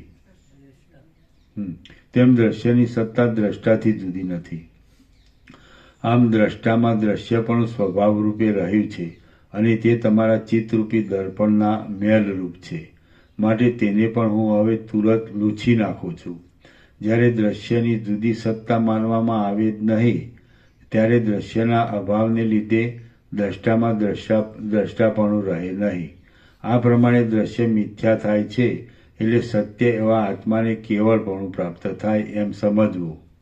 જેમ વાયુનું હાલવું ચાલવું બંધ પડે છે, એટલે પાંદડા આદિ પણ હાલતા ચાલતા બંધ પડે છે, તેમ કૈવલ્યના બોધથી ચિત્ત કેવળ આત્મારૂપ થાય છે, એટલે ચિત્તનું ચલન પણ બંધ પડે છે. તેથી રાગ અને દ્વેષ આદિ વાસનાઓ પણ બંધ પડી જાય છે. દિશાઓ, પૃથ્વી અને આકાશ આદિ કોઈ પ્રકાશ યોગ્ય પદાર્થ ન રહે તો પ્રકાશનું રૂપ નિર્મળ થાય છે. તેમજ હું, તું અને જગતરૂપ દ્રશ્યોનો અભાવ થાય છે. તો નિર્મળ સ્વરૂપવાળા દ્રષ્ટાનો પણ તેવો જ શુદ્ધ કેવડી ભાવ કેવળપણું થાય છે. પર્વત આદિ પદાર્થોનું પ્રતિબિંબ નહીં પડવાથી દર્પણને તેનું સ્વરૂપાત્મક કેવળપણું રહે છે. તેમજ હું, તું અને જગત આદિ દ્રશ્યનો ભ્રમ શાંત થતાં દ્રષ્ટાપણાથી રહિત થયેલા આત્માનું પણ કેવળપણું થાય છે. રામ બોલ્યા, જો દ્રશ્ય જ ન હોય તો આત્મા કેવળપણું પામે, પણ દ્રશ્ય તો પ્રત્યક્ષ રીતે સત્તાવાળું જોવામાં આવે છે અને જે સત હોય તેનો અભાવ હોય નહીં. અનેક પીડાઓ આપનાર આ દ્રશ્યનો અભાવ થવાની વાત અમારા અનુભવમાં આવતી નથી. માટે હે બ્રહ્મન, મનથી સંસારની ભ્રાંતિ આપનારી અને દુઃખના સમૂહોને આપનાર આ દ્રશ્યરૂપી વિસૂચિકા શી રીતે શાંત થાય છે? વશિષ્ઠ બોલ્યા, હે રામ, આ દ્રશ્યરૂપી પિશાચની શાંતિ માટે હું તમને આ મંત્રરૂપ ઉપદેશ કહું છું, તમે તે સાંભળો. એથી એ પિશાચ સારી પેઠે મરણ તોલ થઈ નાશ પામે છે. જે હોય છે તેનો કદી પણ નાશ થતો નથી. માટે દ્રશ્ય પદાર્થ જો હોય તો તેનો નાશ થવો સંભવે નહીં. કદાચ તે પદાર્થ અંતર્ધાન થઈ જાય તો પણ તે હૃદયની અંદર બીજ રૂપે રહે. એટલે તે બીજથી ચિદાકાશમાં દ્રશ્યતા પાછી ઉત્પન્ન થાય અને લોકો, પર્વતો તથા આકાશ આદિ આકારવાળા પ્રપંચરૂપ પ્રબળ દોષને ઉત્પન્ન કરે છે. આમ દ્રશ્ય જો બીજ રૂપે પણ રહેતું હોય તો કોઈને પણ મોક્ષ થવાનો સંભવ નથી. એ દોષ આવી પડે. પણ આપણે તો જીવનમુક્ત થયેલા દેવર્ષિઓને તથા મુનિઓને પ્રત્યક્ષ જોઈએ છીએ. આમ દ્રશ્ય બીજ રૂપે પણ રહેતું નથી એમ સમજો. જો આ જગત આદિ પદાર્થ બીજ રૂપે પણ રહેતો હોય તો કોઈનો પણ મોક્ષ થવો સંભવિત નથી. કારણ કે દ્રશ્ય પદાર્થ ગમે તો બહાર હોય કે ગમે તો અંદર હોય તો પણ તેની સ્થિતિ કેવળ નાશ કરે છે. આથી હે રામ, બીજા વાદીઓને અત્યંત ભયંકર લાગે એવી આ એક પ્રતિજ્ઞા હું કરું છું, તે તમે સાંભળો. એ પ્રતિજ્ઞા હવે ઉત્તર ગ્રંથથી તમારા હૃદયમાં ઉતરશે. આ આકાશાદિ ભૂતો, હું અને તું ઇત્યાદિ રૂપ જે જગત શબ્દનો અર્થ છે તે કાંઈ પણ નથી. આપણી આગળ જે કાંઈ દ્રશ્ય જોવામાં આવે છે તે સગળું અજર, અમર અને અવ્યય પરબ્રહ્મ જ છે. આ આકાશાદિ ભૂતો, હું અને તું ઇત્યાદિ રૂપ જે જગત શબ્દનો અર્થ છે તે કાંઈ પણ નથી. આપણી આગળ જે કાંઈ દ્રશ્ય જોવામાં આવે છે તે સગળું અજર, અમર અને અવ્યય પરબ્રહ્મ જ છે. આપણી આગળ જે કાંઈ દ્રશ્ય જોવામાં આવે છે, આ આકાશાદિ ભૂતો, હું અને તું ઇત્યાદિ રૂપ જે જગત શબ્દનો અર્થ છે તે કાંઈ પણ નથી. આપણી આગળ જે કાંઈ દ્રશ્ય જોવામાં આવે છે તે સગળું અજર, અમર અને અવ્યય પરબ્રહ્મ જ છે. આ સગળું દ્રશ્ય પ્રપંચ પૂર્ણ અને શાંત એવા પરબ્રહ્મ પૂર્ણ. પ્રપંચ પૂર્ણ ભેગું ના આવે. પ્રપંચ પછી પૂર્ણ.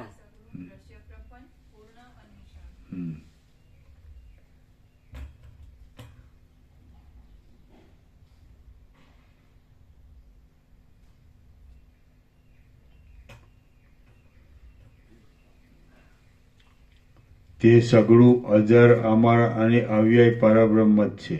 આ સગળું દ્રશ્ય પ્રપંચ પૂર્ણ અને શાંત એવા પરબ્રહ્મ પૂર્ણ રૂપે પ્રસરે છે. આ સગળું દ્રશ્ય પ્રપંચ પૂર્ણ અને શાંત એવા પરબ્રહ્મ પૂર્ણ રૂપે પ્રસરે છે અને શાંત રૂપે જ રહે છે. જેમ આકાશમાં જ ઉદય પામેલું ઘટાકાશ આકાશરૂપ જ છે, તેમ બ્રહ્મમાં જ ઉદય પામેલા જીવ બ્રહ્મરૂપ જ છે. દ્રશ્ય, દ્રષ્ટા કે દર્શન એ કોઈની સત્તા બ્રહ્મથી જુદી નથી. જે બ્રહ્મ છે તે શૂન્ય નથી, જડ નથી અને બુદ્ધિમાં પ્રતિબિંબિત પણ નથી. માટે તે વ્યાપક શાંત જ છે. રામ બોલ્યા, હે પ્રભો, આ તો વાંજણીનો પુત્ર પર્વતોનો ભૂકો કરી નાખે, સસલાનું શિંગડું નાદ કરવા લાગે, શીલા હાથ લાંબા કરીને નાચવા લાગે, રેતીમાંથી તેલ નીકળે, પથરાની પૂતળીઓ ભણવા લાગે અને ચિત્રમાં આલેખેલા વાદળા ગર્જના કરવા લાગે, તેના જેવી વાત છે. જરા, મરણ તથા દુઃખો આદિથી ભરપૂર અને પર્વતો તથા આકાશ આદિવાળું આ જે જગત પ્રત્યક્ષ દેખાય છે તે કાંઈ છે જ નહીં એમ આપ મારી આગળ કેવી રીતે કહો છો? હે બ્રહ્મન, આ જગત જે રીતે વ્યવસ્થિત નથી, જે રીતે ઉત્પન્ન થયું નથી અને જે રીતે છે જ નહીં તે સઘળી રીતિઓ કહો, એટલે મને એ વિષયોનો નિશ્ચય થાય. વશિષ્ઠ બોલ્યા, હે રાઘવ, મારું બોલવું કાંઈ અસંબંધ નથી, યથાર્થ જ છે. જેમ વાજણીનો પુત્ર ચીસો પાડે છે તેમ આ જગત પણ મિથ્યા છતાં જોવામાં આવે છે. હું તેનું કારણ કહું છું તે તમે સાંભળો. આ જગત ખરી રીતે તો સૃષ્ટિના આરંભમાં થયું જ નથી, તેથી વર્તમાન કાળમાં પણ તેનો અભાવ જ છે. જેમ મનને લીધે સ્વપ્ન આદિમાં નગર જોવામાં આવે છે, તેમ મનને લીધે જ આ જગત જોવામાં આવે છે. મિથ્યા સ્વરૂપવાળું મન જ સૃષ્ટિના આરંભમાં ઉત્પન્ન થયું નથી, ત્યારે જગત તો કેમ જ ઉત્પન્ન થયું હોય? આ વાત તમારા અનુભવમાં આવે એવી રીતે હું કહું છું તે તમે સાંભળો. મન મિથ્યા છે, છતાં ખરા જેવું જણાય છે. જેમ સ્વપ્ન બીજા સ્વપ્નને ઉત્પન્ન કરે છે, તેમ એ મન આ અવિનાશી જગતને ઉત્પન્ન કરે છે. એ મન પોતાની ઈચ્છાથી પોતાની મેળે સ્થૂળ દેહની કલ્પના કરે છે અને લાંબા કાળની ભાવનાથી વૃદ્ધિ પામેલા એ સંકલ્પથી જ આ ઇન્દ્રજાળ ઊભી થઈ છે. એકલું મન જ પોતે ચંચળ શક્તિવાળું છે, તેથી તે ચાલે છે, ફરક્યા કરે છે, કૂદકા માર્યા કરે છે, ચાલ્યા કરે છે, માગે છે, ભમે છે, ડૂબે છે, સંહારે છે, સંસારીપણું ભોગવે છે અને મોક્ષરૂપ ઉત્કર્ષ પામે છે. શ્રી યોગ વાસિષ્ઠ મહારામાયણમાં ઉત્પત્તિ પ્રકરણનો સત્સંગ વર્ણન નામનો સર્ગ 4 સમાપ્ત. ઓમ ઓમ ઓમ. 125. પ્રસાદ આપો.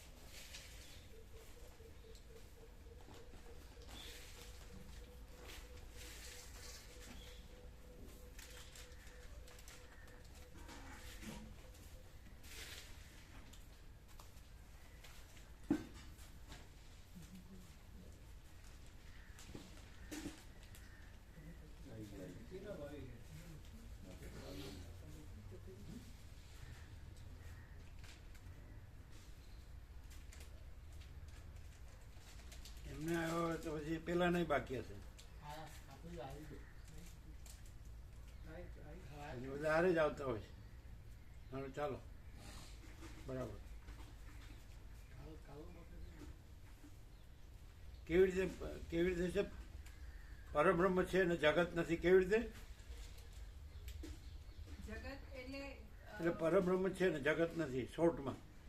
એટલે કેવી રીતે કે પરબ્રહ્મ જ છે અને જગત કઈ સંકલ્પ કે કલ્પના એવી કઈ વસ્તુ જ નથી. એમ કેવી રીતે એ જવાબ નથી આવતો. કેમ કે કોઈ સામાન્ય બુદ્ધિવાળો માણસ હોય તો એને કેવી રીતે લાગે કે પરબ્રહ્મ છે ને જગત નથી?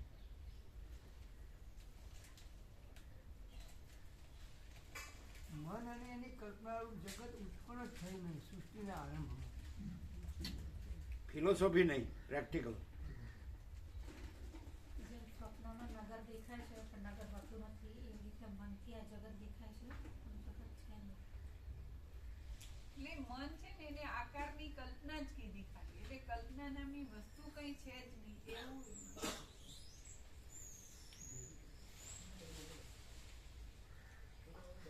જ્ઞાન છે અને અજ્ઞાન નથી, અને જ્ઞાનમાં અજ્ઞાન છે. જ્ઞાન છે તો અજ્ઞાન રૂપ જગત નથી, અને જ્ઞાનમાં અજ્ઞાન રૂપ જગત નથી. માટે જ્ઞાન છે એ જ પરબ્રહ્મ. શું શું શું શું જ્ઞાન છે અને અજ્ઞાન નથી. જે જ્ઞાનમાં અજ્ઞાન નથી. જે જ્ઞાન છે તો પરબ્રહ્મ છે, જગત નથી. અજ્ઞાન છે જગત છે. અજ્ઞાન છે.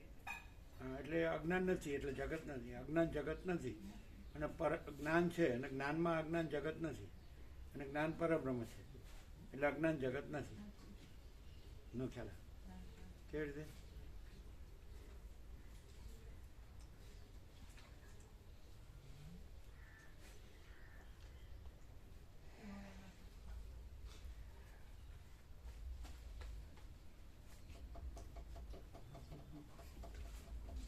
બરોબર અંદર અંદર બરોબર સ્પષ્ટ નહીં થયું હોય. કેવી રીતે?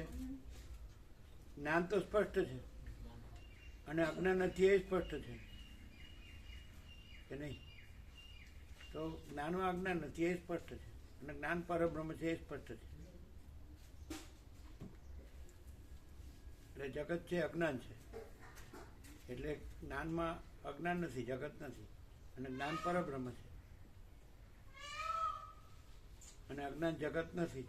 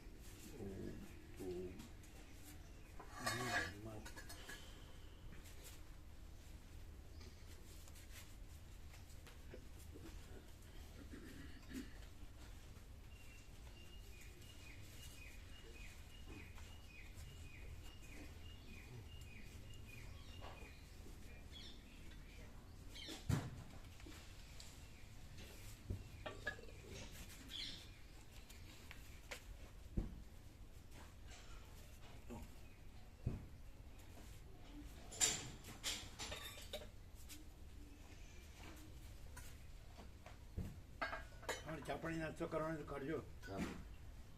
એમને આપજો ચાપણી નાસ્તો. એમ નહીં બાકી તમે કરીને પછી આવજો. ટીપાને પેલા કરી દો.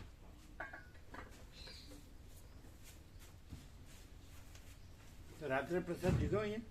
ના, પ્રભુ ઘરે બનાવેલો હતો ને? હા.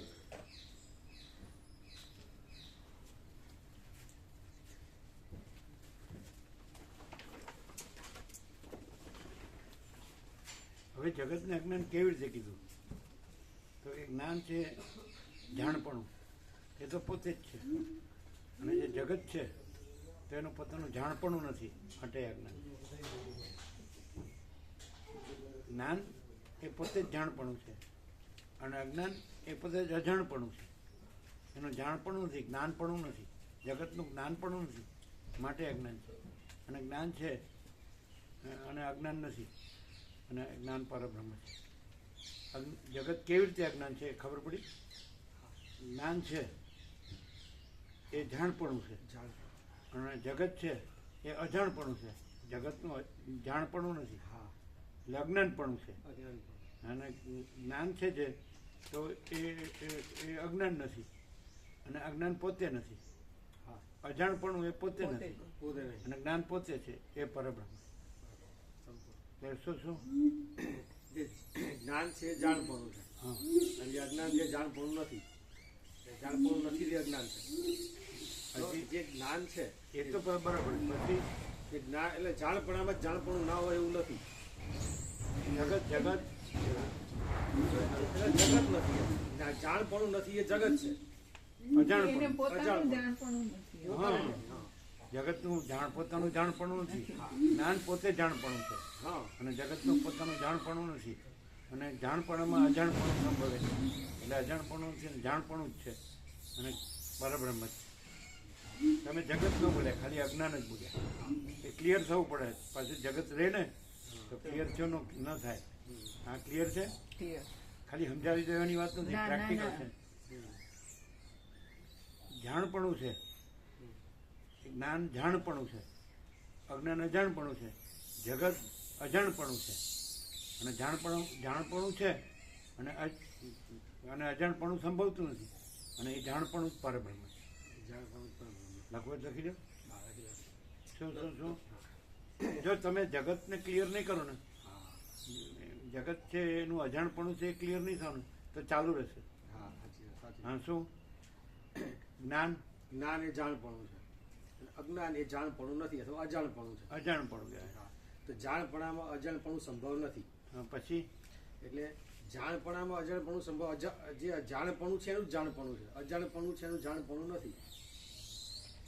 પ્રભુ આપણે જન્મ્યા નહોતા. તમે આ છે ને જગતમાં ક્લિયર નથી થતા. જગત અજાણપણું છે, એ ક્લિયર નથી થતા. ખાલી અજ્ઞાન અજાણપણું છે એ તો એનું એ જ કીધું, એમાં કઈ નવું ન કીધું. જ્ઞાનને જાણપણું કેવું એ એનું એ કીધું, અજ્ઞાનનું અજાણપણું એ એનું કીધું. જગતનું અજાણપણું છે, જગત અજાણપણું છે અને પરબ્રહ્મ જાણપણું છે. સમજાય ના ઓલે તો પ્રભુ આપણે જન્મ્યા નહોતા ત્યારે તો જાણપણું નહોતું. એ બધું ના લવાય, સીધું સીધું પરબ્રહ્મ જ રહેવાય. જન્મ્યા પછી આપણને જાણપણાનું અનુભવ આપણે જન્મ ત્યારે તો પરબ્રહ્મ છે.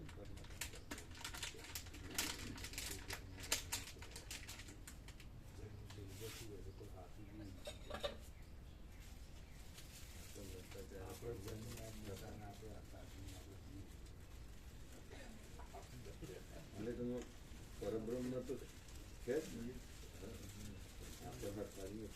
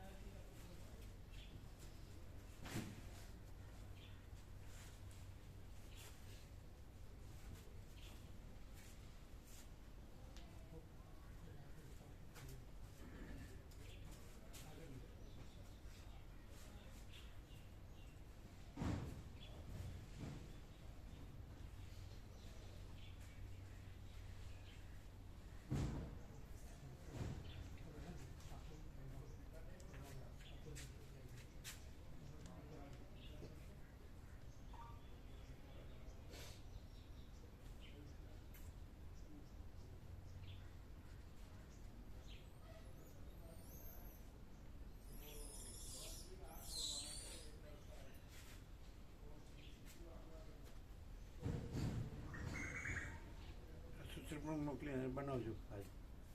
જોઈ લેજો બરાબર, તમારે લેવો તો લઈ જાઓ, જોઈ લેજો એકવાર.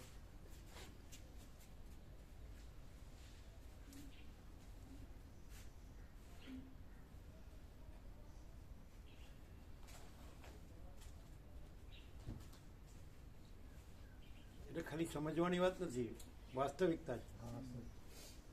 એટલે એમ કે ચલો આપણે એમ બ્રહ્મ સત્ય જગત મિથ્યા બોલે એવું નહીં, પણ કઈ રીતે ક્લિયર છે આખું આખું સ્પષ્ટ છે હા ક્લિયર છે એક્ઝેક્ટલી સમાંતર ડીપ એન્ડ ક્લીન મૂકો આમ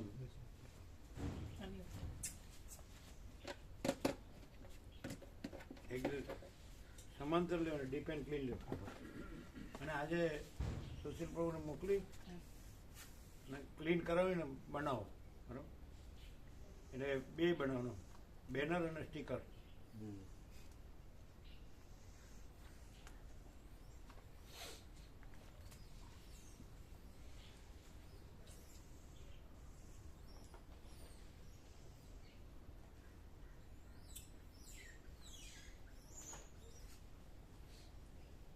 તમે લેજો પાછું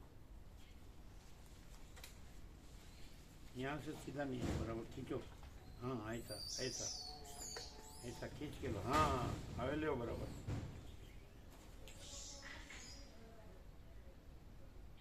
કપાઈની અક્ષરે સીધા ડીપ એન્ડ ક્લીન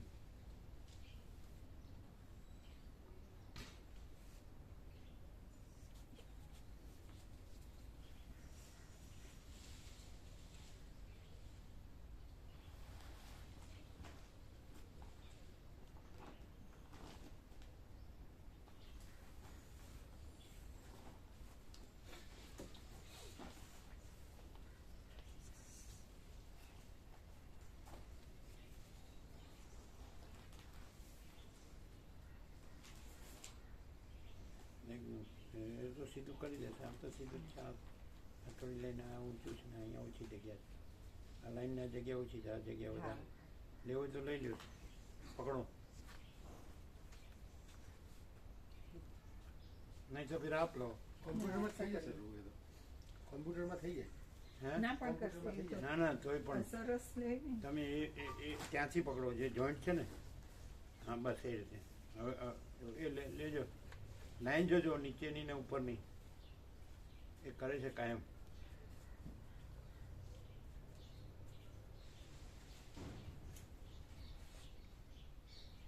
તમને આ વેદાંત બ્રહ્માંડમાં ક્યાંય અસ્પષ્ટતા નહીં મળે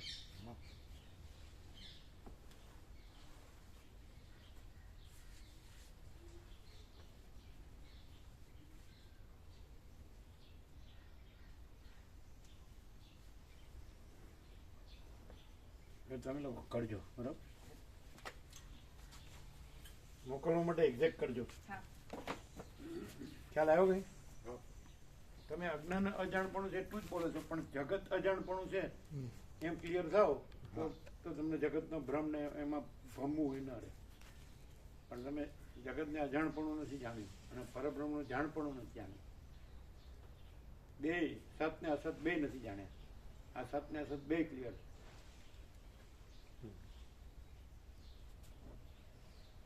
કેવી રીતે જગત અસત છે જે અજાણપણું હોય અજ્ઞાન છે ને અજ્ઞાનનું અસતપણું છે અને જે જ્ઞાન હોય જાણપણું છે સત છે એ પરબ્રહ્મ છે એ પરબ્રહ્મ છે એ સત છે તમે ગમે એટલું બધું જાણો ને પણ કાંઈ જાણ્યું નથી જ્યાં સુધી તમે જગતને સાચું માનીને ભમો ને ત્યાં સુધી તમે આ ક્લિયર થયા નથી